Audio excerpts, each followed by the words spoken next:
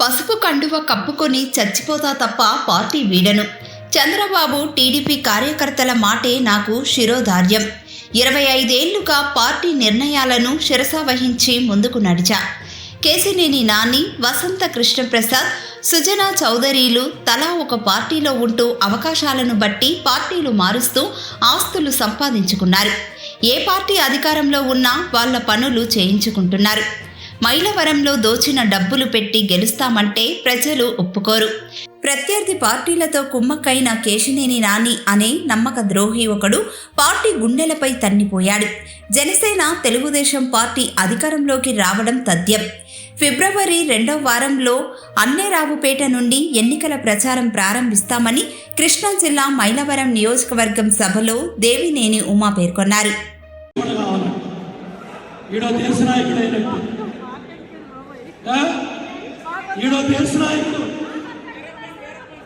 ఈ దేశ నాయకుడు అమ్మా అక్కడ 10 రూపాయల నోటు చూపిస్తున్నాడు, చూసావా? ఆ 10 రూపాయల నోటు చించి దేవినేని ఉమాను ఓడించడానికి 20,000 నోట్లు చించి వాడు ఎమ్మెల్యే అయ్యాడు. అంటే ఇటువంటి ఆవరణ ఎమ్మెల్యేలు, ఇటువంటి రాజకీయ విచారణ రాజకీయ రంగం నుంచి తరిమి తరిమి తరిమి తరిమి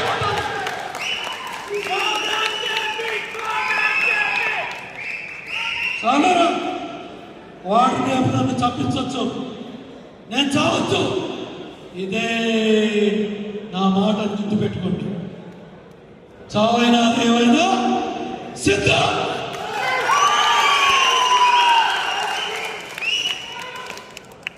ఆకిలా బతికే కన్నా హంసలాగా చస్తాడు దేవినేని ఉమా.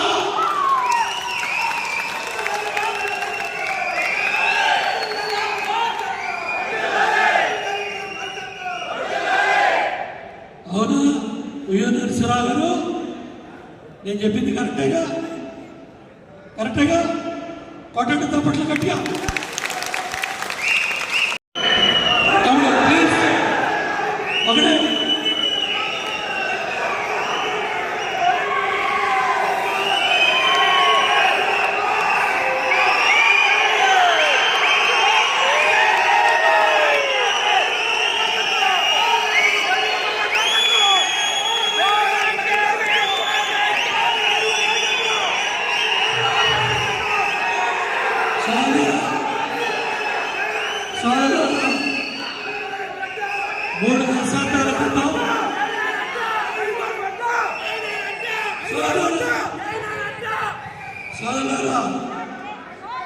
మూడు దశాబ్దాల క్రితం మూడు దశాబ్దాల క్రితం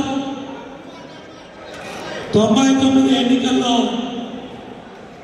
నేను శాసనసభ్యుడిగా పోటీ చేసినప్పుడు పార్లమెంటు సభ్యుడు రాజగోపాల్ నా పార్టీ కార్యాలయం మీద కాంగ్రెస్ జెండా కొడతా ఉన్నాడు.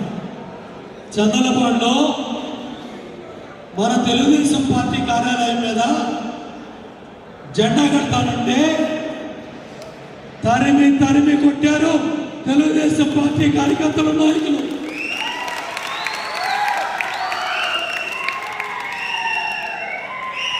ఇవాళ ఈరోజు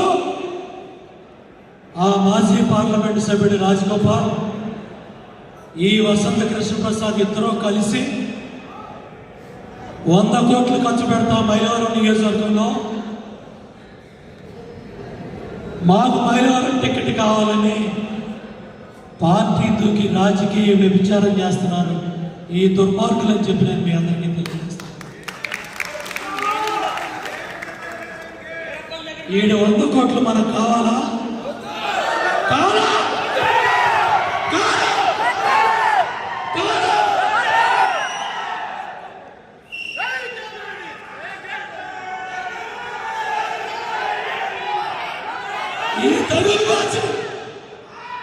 ఈ తగలు మార్చి